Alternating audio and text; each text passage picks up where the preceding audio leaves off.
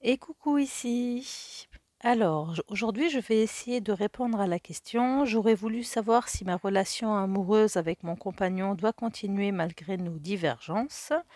Donc, merci beaucoup de me mettre à l'épreuve et de me poser une question puisque celle-ci m'est posée par quelqu'un que je ne connais pas.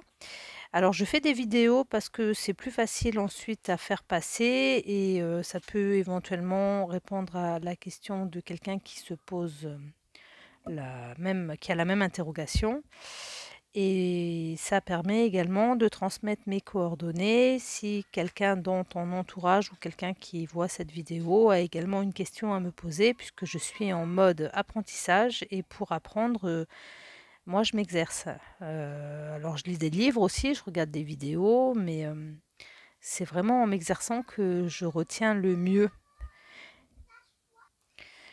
Alors, dans un premier temps, je tire une carte des archétypes de Caroline Myss qui te représente, hein, qui représente le consultant. Dans le cadre de ce tirage, j'en ai tiré deux, une pour toi et une pour ton compagnon. Et puis ensuite, j'ai tiré 7 cartes, du tarot. Alors moi, j'utilise, l'Histoire des sorcières de, Deborah Blake et de, Elisabeth Alba. Alors je m'excuse, j'ai un chat dans la gorge, je suis un peu malade. Donc ma question toujours 1, 2, 3. Ma question commence quasiment toujours par quelle carte du tarot représente. Donc, la première, c'est te représente. La deuxième représente ton compagnon. La troisième carte représente vos différences. La quatrième carte représente vos points communs. La cinquième carte, le conseil du tarot. La sixième carte, l'avertissement du tarot. Et la septième carte, là, du coup, c'est l'issue, la synthèse. Alors, la carte des archétypes de Caroline Myss qui te représente, c'est la carte du médiateur. C'est pas la première fois qu'elle arrive dans un tirage. Généralement, ça montre en fait que tu es une personne, qui sait adapter, qui se met à la portée des personnes avec qui elle vit, qui fait énormément de compromis. Alors la part de lumière, douée pour négocier avec équité et stratégie dans sa vie personnelle et professionnelle, tient compte des 2 aspects d'un litige. Donc c'est ce que je te disais. Et pour la part d'ombre, négocie tout en ayant des motifs ou des intérêts cachés, tant sur le plan personnel que professionnel. Donc là, cette carte, elle nous montre bien que tu fais en sorte de, malgré vos divergences, malgré vos différends, que tu sais t'adapter pour que dans ton couple règne une certaine harmonie, de manière à ce qu'il y ait une neutralité. Alors Caroline Myss, elle nous dit que le médiateur, c'est également un ambassadeur, un diplomate, un entremetteur. C'est aplanir les difficultés entre des groupes ou des personnes potentiellement antagonistes. Doté de patience et de doigté, c'est déchiffrer les gens et les situations avec précision. L'ombre du médiateur se manifeste sous forme de motifs ou d'intérêts cachés en travaillant auprès des 2 parties pour son profit personnel. Demandez-vous si, toute votre vie, vous avez voulu résoudre des différends et rapprocher les gens. Alors, ce qu'elle me dit aussi, cette carte, c'est que ben, quand on sait être comme ça, tampon et s'adapter aux personnes, ça peut aussi montrer une certaine peur à vivre seul. Un certain, j'ai envie de dire, travail intérieur à faire pour trouver sa part de lumière, justement, et vraiment ressentir la compagnie, en fait, de la personne avec qui on partage nos vies comme un plus et non pas comme une béquille qui qui est là justement pour, être notre appui par rapport à nos manques. Alors la carte des archétypes qui représente ton compagnon, c'est le concanier. Alors la part de lumière aide à avoir de la considération pour les sentiments des autres, honore la confiance. Et pour la part d'ombre, se délecte du pouvoir qu'il éprouve à transmettre des renseignements secrets ou intimes, trahit les confidences.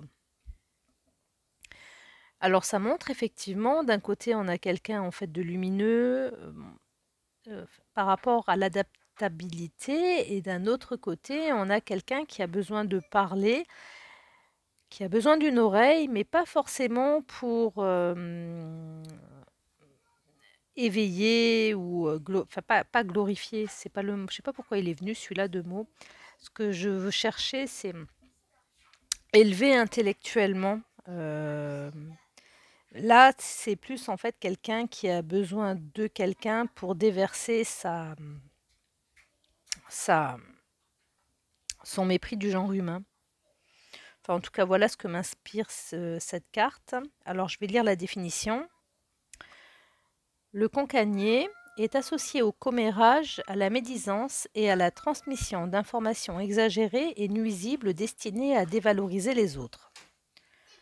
Se délecte du pouvoir qu'il éprouve à transmettre des renseignements secrets ou intimes, nous amène à tirer des leçons sur le plan de la vérité, de l'intégrité et de la confiance qu'une autre personne nous accorde.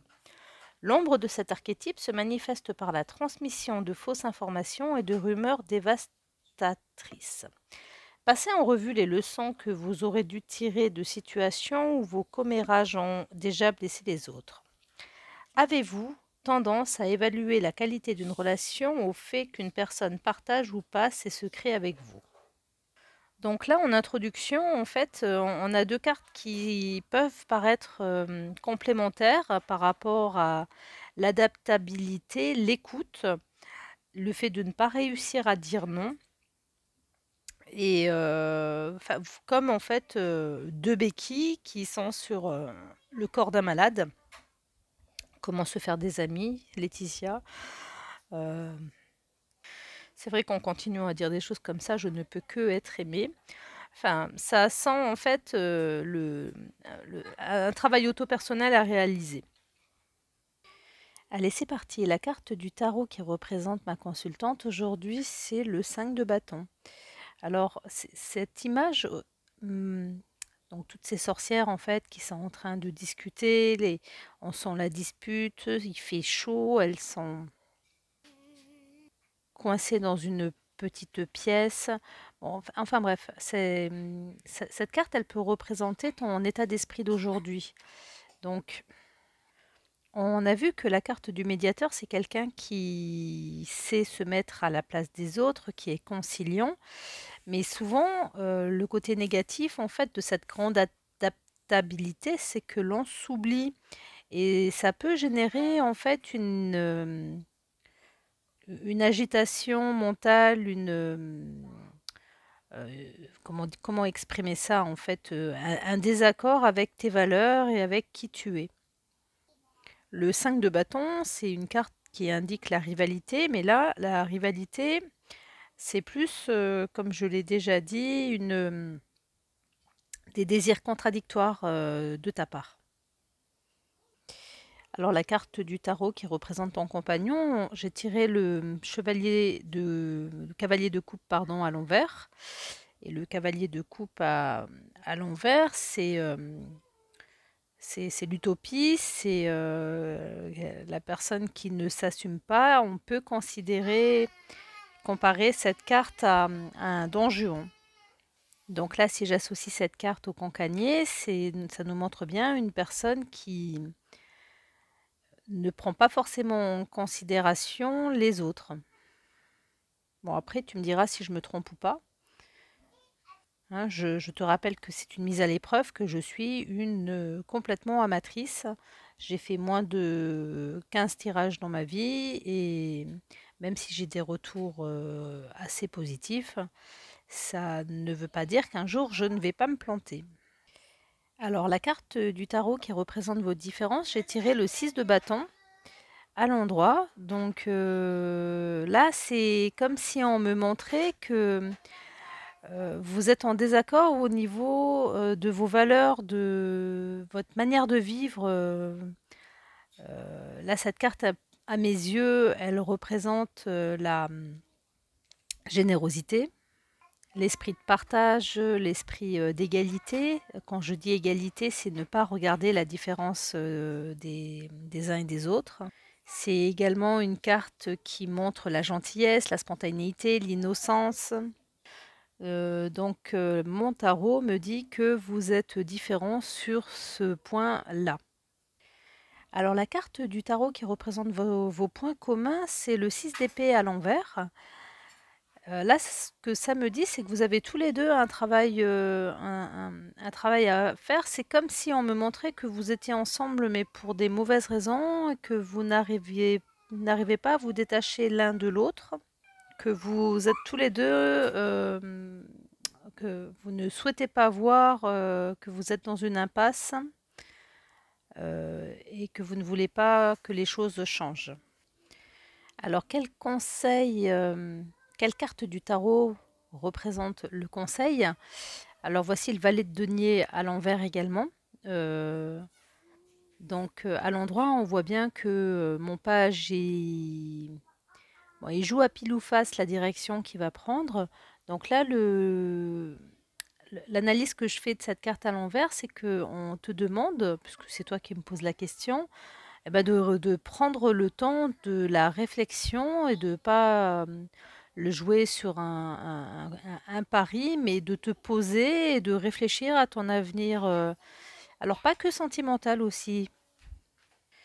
Donc je disais que le conseil n'est pas que sentimental, mais il peut être également d'ordre professionnel, de l'ordre de faire un point sur ta vie en général. Enfin, en tout cas, moi, c'est ce que je ressens à la lecture de ce tirage. Alors, quelle carte du tarot représente l'avertissement du jeu? J'ai tiré la carte du pendu. Alors, d'habitude, je la trouve magnifique, mais elle est magnifique, cette carte. Ce que je veux dire, c'est que là, quand je l'ai regardée, j'ai pensé à une autruche, à quelqu'un qui a la tête dans son trou et qui ne veut pas voir la réalité. Laetitia, arrête de te faire des amis. Bon, je rigole un peu. J'en discutais avec mon compagnon justement qui me disait mais tu vas jamais dire à des personnes en fait des choses négatives. Eh ben si, malheureusement, je serais complètement hypocrite de pas dire ce que je ressens, même si ça peut être fait de manière un peu trop brutale et sans prendre suffisamment de gants. Euh, bon, je vais essayer d'améliorer ce point-là, mais comment dire ça? C'est faut appeler un chat, même si en fait on peut y mettre des adjectifs qualificatifs sympathiques. Donc voilà, le conseil du tarot aujourd'hui, c'est de sortir la tête du trou, j'ai envie de dire. Tu as la clé en main, tu remontes, tu te déchaînes, et, enfin, tu te détaches, hein, c'est ce que je veux dire en te déchaînant. Et des fois, alors le cœur a ses raisons que la raison ignore, mais ce que j'allais te dire, mais ça va de pair avec le 10 d'épée qui représente l'issue, la synthèse. C'est prendre quelques jours pour toi afin de faire le point sur ta relation. Et la sorcière, elle est à terre, elle a été trahie, mais elle est pas morte. Elle va se relever. Elle a la main en direction du balai. Alors, le soleil, est-ce qu'il se lève, est-ce qu'il se couche? C'est pas la question. Le chat, il a toute sa vivacité pour défendre en fait sa sorcière. Donc, ce que je veux te dire par là, c'est ne t'avoue pas vaincu et je ne sais pas si tu as un peu de famille, d'amis, de prendre quelques jours pour te mettre en retrait et faire le point sur ta relation amoureuse. Dans tous les cas, par rapport à la question que tu m'as posée, j'aurais voulu savoir si ma relation amoureuse avec mon compagnon doit continuer malgré nos divergences. Je n'ai pas l'impression que le tirage est favorable. Alors pour conclure, j'ai l'habitude de tirer à nouveau une carte des archétypes et une carte du tarot, carte de tarot qui représente mon consultant une fois qu'il a vu ma vidéo. Donc je pars du principe que si une petite part, un fil de vérité dans tout ce que j'ai pu annoncer est juste, donc Bon, de toute manière, on sait que la tarologie montre une vision dans le temps parmi tant d'autres en fonction de ce que décident les personnes. Rien n'est figé. Donc là, la carte des archétypes que j'ai vue, c'est la carte du visionnaire. Alors ça m'a fait penser, non pas à la voyante, mais au travail intérieur. J'ai plus eu l'impression que il y allait avoir le commencement d'un, d'un, j'ai envie de dire, j'ai le mot ménage là qui veut pas sortir.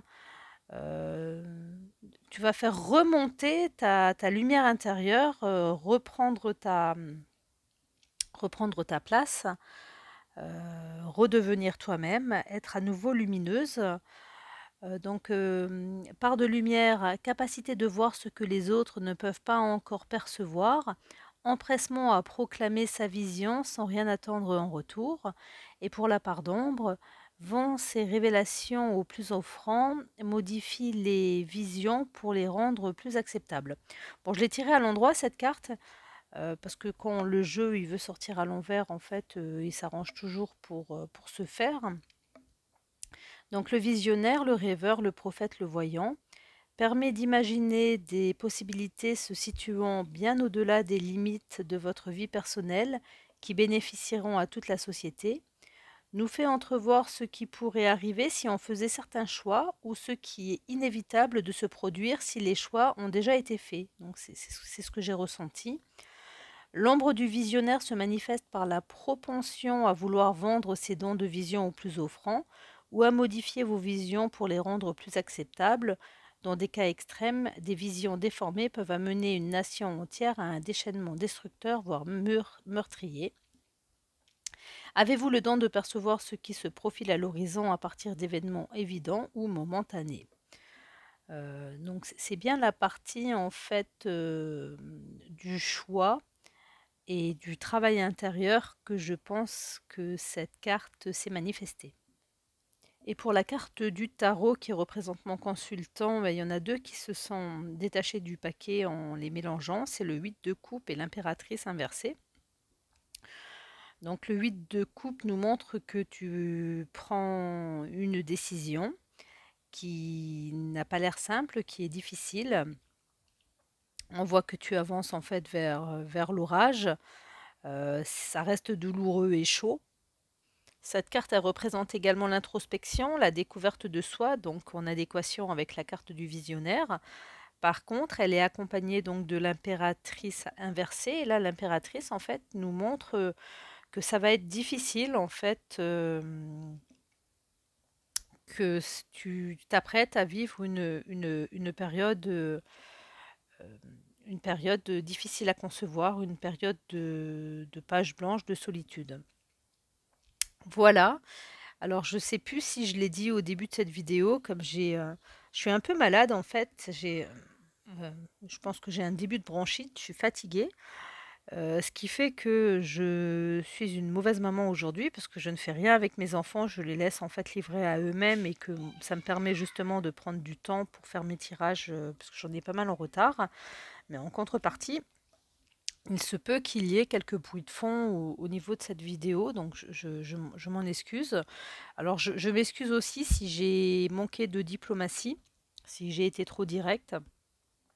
Je pense bientôt entreprendre une formation en psychologie, ça va m'aider certainement en fait, en plus de ma passion pour la tarologie, à mieux présenter les choses. Et qu'est-ce que je voulais dire d'autre? Je fais des tirages en format vidéo, en essayant au maximum, en fait, de conserver l'anonymat des personnes qui me posent les questions pour plusieurs raisons. Parce que 1, c'est facile à partager. 2, ça peut, en fait, quelqu'un peut tomber dessus par hasard et je ne crois pas au hasard. Donc c'est que ça lui aura été également, destiné. Et puis en plus, via YouTube, tout le monde peut accéder à mes coordonnées et me faire également, travailler mon apprentissage du tarot en me posant des questions. Voilà, encore une fois, merci beaucoup, merci infiniment d'avoir eu la gentillesse de me mettre à l'épreuve au travers de cette question. Je te laisserai également mon téléphone, comme ça, si tu le souhaites, on pourra échanger via WhatsApp parce que, ces cartes, elles me parlent, très fortement pour être également déjà passées par ce cas bien précis. À très bientôt et une belle soirée ou une belle journée.